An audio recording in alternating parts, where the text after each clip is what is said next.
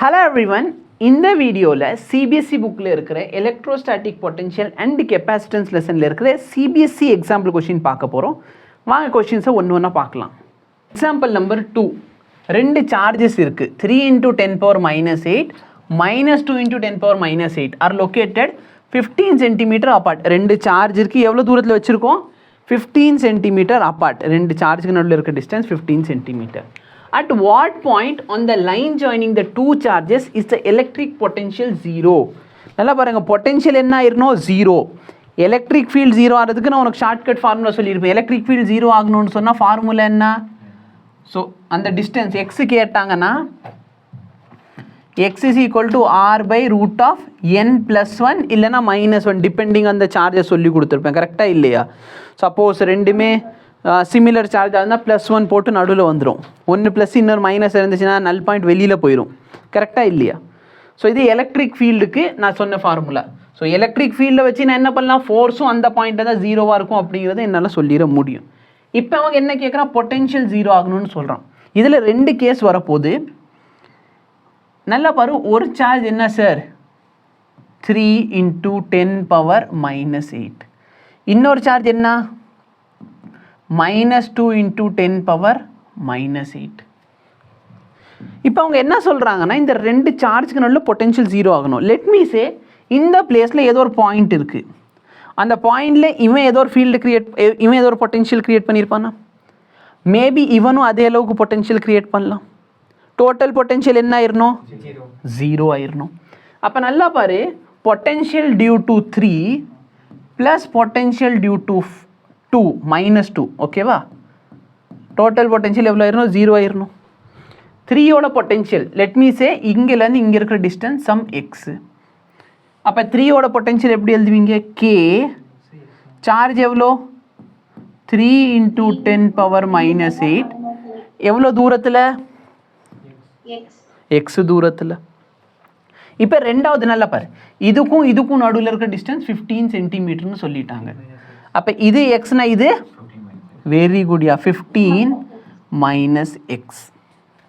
So -k × 2 சரியா? So மைனஸை தூக்கி வெளியே போட்டேன், மற்றபடி ஒன்றும் இல்லை. ஸோ 2 மைனஸ் வெளியே வந்துருச்சு. 10⁻⁸ divide by 15 - x is equal to 0. இந்த டேர்ம் அங்கிட்டு கொண்டு போய்க்கோ, உட்காந்து அரைச்சமாக வர.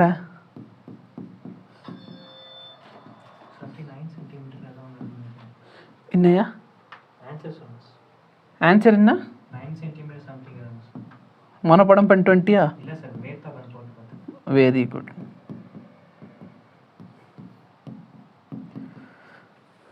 இப்போ நல்லா பாரு, இவ்வளோ ஸ்டெப்பு நீட் எக்ஸாமில் எழுதணுமான்னு கேட்டால் வேண்டாம். பொட்டென்ஷியல் 0 ஆகுது, கேவை விட்டுரு. என்ன ஸ்ட்ரைட்டாக எழுது? Q1/R1 is equal to Q2/R2. இந்த ஃபார்முலா எழுதிக்கோ டேரெக்டாக. ஸோ ஈவன் இந்த இடத்துல இப்போ நான் பாரு, கேவை கேன்சல் பண்ணிட்டேன். இந்த 10⁻⁸ 10⁻⁸ கேன்சல். அப்போ பாரு, Q1/R1 Q2/R2 டேரெக்டாக நீ சால்வ் பண்ணலாம். இதை கிராஸ் மல்டிப்ளை பண்ணிட்டேன்னா 45 - 3x is equal to 2x. இதை சிம்பிளிஃபை பண்ணேன்னா 9xோட வேல்யூ 5xோட வேல்யூ 45, எக்ஸோட வேல்யூ என்ன வருது? 9. புரியுதா இல்லையா? இப்போ ஜஸ்ட் சிம்பிளிஃபை பண்ணி பாரு. எக்ஸோட வேல்யூ 9, அப்போ 15 - x என்ன வரும்? 6 வரும். Very good. அப்போ நல்லா பாரு, இந்த சார்ஜோட வேல்யூ 3, இந்த வேல்யூ 9, இந்த சார்ஜோட வேல்யூ 2, இதோட வேல்யூ 6. ரேஷியோ மேட்ச் ஆகுதா இல்லையான்னு பாரு. அங்கே ஆனில் தான் தம்பி இருக்கேன், நான் ஆன் பண்ணிட்டேன். நீங்கள் அங்கே ஆன் பண்ணிக்கோங்க. இந்த வேல்யூ பாரு, அது திருப்பிக்கோ அந்த சைட் திருப்பி. நல்லா பாரு, இங்கே ரேஷியோ மேட்ச் ஆகுதா இல்லையா? புரியுதா? நீட் பாயிண்ட் ஆஃப் வியூவில் வேறு எப்படி கேட்கலாம்? 4 ஆப்ஷன் வேறு கொடுத்து வச்சுருப்பாங்க. அப்போ நீ ஸ்ட்ரைட்டாக என்ன பண்ணிடுறேன், இது இப்படி மாற்றி போட்டுரு. Q1/Q2 இஸ் ஈக்குவல் டு R1/R2ன்னு போடலாம். கரெக்டாக இல்லையா? அப்போ அவங்க டிஸ்டன்ஸ் கொடுக்குறாங்க. ஒரு விஷயம்னா, இந்த டிஸ்டன்ஸை கூட்டினா மொத்தம் எவ்வளோ வரணும்? 15 வரணும். கரெக்டாக இல்லையா? அவங்க எப்படி கொடுக்கலாம்? ஆப்ஷன் ஏ 10, 5 ரெண்டுத்தையும் கூட்டினா 15 வரும். ஆப்ஷன் பி 8,7 9,6 இன்னொன்று 6,9. இப்போ நல்லா பாரு, எங்கே சார்ஜ் அதிகமாக அங்கே டிஸ்டன்ஸ் அதிகமாக இருக்கணும், காமன் சென்ஸ். அப்போ இந்த ஆப்ஷன் வர முடியாது. இது எல்லாத்தையும் கூட்டினா எனக்கு 15 வருது. இப்போ எனக்கு வேல்யூ என்ன சார், Q1/Q2. Q1/Q2 ரேஷியோ என்ன இருக்கணும், 3/2 இருக்கணும். அப்போ இதோட ரேஷியோ எடுத்து பாரு, 3/2 வருதா? 10/5 வந்து 3/2வா? 3/2 வந்து 8/7ஆ? 9/6 வந்து 3/2வா? ஸோ இது மட்டும்தான் மேட்ச் ஆகுது. ஸோ இதுதான் உங்களோட ஆன்சர். நீங்கள் சால்வ் பண்ணவே தேவை இல்லை. ஓகே, நல்லா பாருங்கள். இந்த கொஷின் வந்து அவங்க 2 பாயிண்ட்டுக்கு நடுவில் தான் பொட்டென்ஷியல் 0 ஆகுன்னு மென்ஷன் பண்ணலை. சரியா? அப்போ இது ஒரு சொல்யூஷன். இன்னொரு சொல்யூஷன் என்ன அப்படின்னா, இங்கே என்கிட்ட சார்ஜ் இருக்குது, போன தடவை நம்ம எடுத்த அதே கண்டிஷன் தான், 3 × 10⁻⁸. இந்த பிளேஸில் என்கிட்ட இன்னொரு சார்ஜ் இருக்குது, -2 × 10⁻⁸. ஸோ லாஸ்ட் டைம் நம்ம எங்கே கண்டுபிடிச்சோம், 2 பாயிண்ட்டுக்கு நடுவில் ஏதோ ஒரு பாயிண்ட்டில் பொட்டென்ஷியல் 0ன்னு கண்டுபிடிச்சோம். பட் கொஷினில் அவன் என்ன கேட்கல, 2 பாயிண்ட்டுக்கு நடுவில் தான் 0 இருக்கணும் அப்படின்னு சொல்லி கேட்கல. ஸோ மேபி அது எங்கே இருக்கலாம், அந்த சைடு இல்லை இந்த சைடு. இப்போ இந்த சார்ஜ் பெருசாக இருக்குது, அப்போ இதுக்கு பக்கத்தில் பார்த்தோன்னா பொட்டென்ஷியல் அதிகமாக இருக்கும். அப்போ அது வந்து அவன் நல்லிஃபை பண்ணுறது கஷ்டம். அப்போ நல்லிஃபிகேஷன் எங்கே நடக்கும், சின்ன சார்ஜுக்கு பக்கத்தில் தான் எப்பயுமே நல்லிஃபிகேஷன் நடக்கும். அப்போ இந்த பாயிண்டில் தான் நல்லிஃபை ஆக போகுதுன்னு அசியூம் பண்ணிக்கோ. ஓகேவா? நான் இந்த டிஸ்டன்ஸை எக்ஸ்ன்னு சொன்னால் இந்த டிஸ்டன்ஸ் என்ன ஆயிரும், 15 + எக்ஸ்ன்னு சொல்லலாமா? ஏன்னா இந்த டிஸ்டன்ஸ் 15, இது எக்ஸ், அப்போ இது 15 + எக்ஸ். உள்ளே இருக்க உங்களுக்கு புரியுதா? இப்போ வேணும்னா என்ன பண்ணு, போன தடவை மாதிரி இதோட பொட்டென்ஷியல் ப்ளஸ் அதோட பொட்டென்ஷியல் இஸ் ஈக்குவல் டு 0 போட்டு 4 ஸ்டெப்பில் சிம்பிளிஃபை பண்ணி கொண்டு வா. இல்லை டைரெக்டாக என்ன எழுதிக்கோ, இந்த சார்ஜ் பை இந்த டிஸ்டன்ஸ் இஸ் ஈக்குவல் டு அந்த சார்ஜ் பை அந்த டிஸ்டன்ஸ். புரியுதா இல்லையா?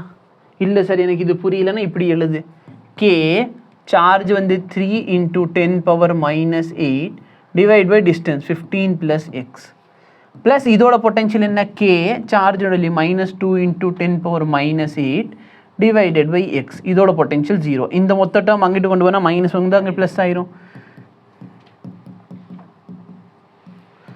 15 + x is equal to k × 2 × 10⁻⁻8 divide by X. இப்போ இந்த இது கேன்சல், இது இதோட கேன்சல். ஸோ இதே தான் நம்ம ஸ்ட்ரெயிட்டாக எழுதியிருக்கோம். வேணால் கிராஸ் மல்டிப்ளை பண்ணிப்போம். 3x is equal to 30 + 2x. x is equal to 30. அப்போ நல்லா பாருங்கள், இந்த சார்ஜ்லேருந்து எவ்வளோ தூரத்தில் இருக்க போகுது, இங்கேருந்து இங்கேருந்து இந்த டிஸ்டன்ஸ் 30, இது 45. அப்போ லாஸ்ட் டைம் நம்ம யூஸ் பண்ண அதே ரூல் பாரு, 3/45யும் 2/30 சேம் ரேஷியோவில் இருக்கான்னு பாரு. இல்லையா? 3 டேபிளில் இது 1 டைம் 15 டைம், இது 2 டேபிளில் 1 டைம் 15 டைம். சரி, எனக்கு புரியல. Q1/Q2 is equal to R1/R2. இது மேட்ச் ஆகுதான்னு பாரு. 15 டேபிளில் இது என்ன வரும், 15 டேபிள் 3/2 ரேஷியோ மேட்ச் ஆகுது. கரெக்டாக இல்லையா? அப்போ நம்ம சால்வ் பண்ணியிருக்கிறது கரெக்ட். ஓகே, ஸ்டேட் போர்டு புக்கில் சிமிலர் டைப் ஆஃப் எக்ஸாம்பிள் இருக்குது. பட் அங்கே ஸ்பெசிஃபிக்காக அவங்க என்ன மென்ஷன் பண்ணிட்டாங்கன்னா, find the point in between the 2 charges. அப்போ நீங்கள் இந்த கேஸ் சால்வ் பண்ண தேவையில்லை. பட் இதில் பார்த்தீங்கன்னா 2 பாசிபிலிட்டிஸ் இருக்குது. ஓகே, உள்ளேயும் இருக்கலாம், வெளியிலையும் இருக்கலாம், டிபெண்டிங் ஆன். சரியா? சப்போஸ் அவங்க எதுவுமே சொல்லலைன்னா 2மே சால்வ் பண்ணி வைக்கிறது பெட்டர். அவங்க மென்ஷன் பண்ணியிருக்காங்கன்னா ஏதாச்சும் ஒன்று மட்டும் சால்வ் பண்ணிக்கோங்க. ஸோ இதுதான் இதுக்கான சொல்யூஷன். ஸோ ப்ளஸ் சார்ஜ்லேருந்து 9 சென்டிமீட்டர் தள்ளி இருக்கும். இந்த கேஸில் ப்ளஸ் சார்ஜ்லேருந்து 45 சென்டிமீட்டர் தள்ளி உங்களுக்கு நல்லிஃபிகேஷன் பாயிண்ட் கிடைக்கும். தேங்க்யூ.